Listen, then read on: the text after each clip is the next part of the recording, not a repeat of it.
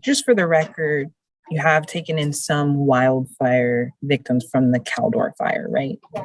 Yes, there have been some injuries related to the burn injuries related to the Palmieri fire. Yeah, so let's go into what treatment is like for these victims. I'm sure it's extensive. Anytime I hear about burn victims, I always hear how difficult it is. Can you talk a little bit about that? Yes, so the burn injury itself is painful, obviously. All of us have been burned at some point or another. So everybody recognizes that the initial injury is painful. So that's the initial response that people have is, oh my gosh, I'm having pain. And so when someone first gets burned, we recommend to, if it's an area less than the size of your palm, you rinse it with cool tap water. Don't use ice, because ice actually can make the injury worse. And you do that for about 15 minutes or so, and that will actually help a lot with the pain, and then put something on it. And then come to medical care.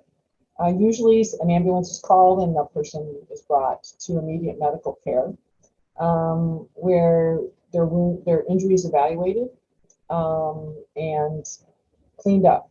And obviously the burn hurt, and cleaning it also can be painful. So they get intravenous pain medication to help out with that.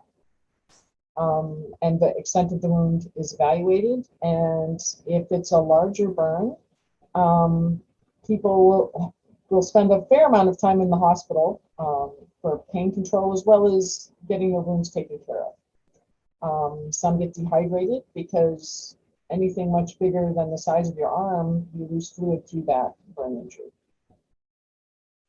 Yeah, I was going to ask, how can you decipher? Let's say you're in between a very large burn where you're like, I obviously need to go to the hospital, and a small burn where you're like, this is a little bigger than I feel comfortable treating. How do you make the call of if you need to go to the ER? We recommend going to the emergency room if it involves an important area of your body, like your hands, your face, your feet. Those types of areas where it's essential function for your life. If it's blistered, you should, and the blister is more than an inch or so in size, then you should go ahead and go see somebody. If it's on another part, if it's several of your palms, your palm is 1% of you. So if it's several palms, you should probably, and it's blistered, you should seek medical assistance.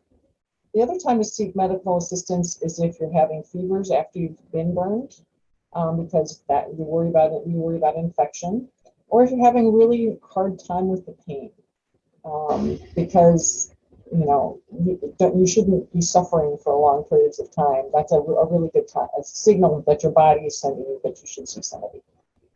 Yeah. And then I know you said when you have a bad burn, you could be in the hospital for a really long time. What's the average amount of time you would say somebody with a serious burn spends in the burn unit? So it all depends on how big your burn is. So for every % of your body that is burned, it's a day in the hospital. So if you have 10% of your body burned, you'll be in the hospital an average of about 10, maybe 12 days.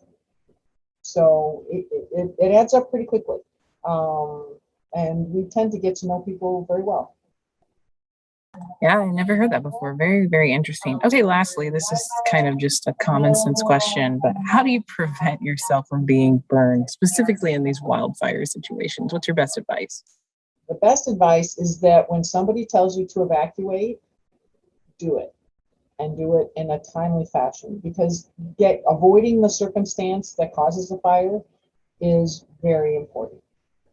If you are in the situation where, for some instance, maybe the wind shifted and suddenly your house is overrun, you want to stay away from anything that is burning.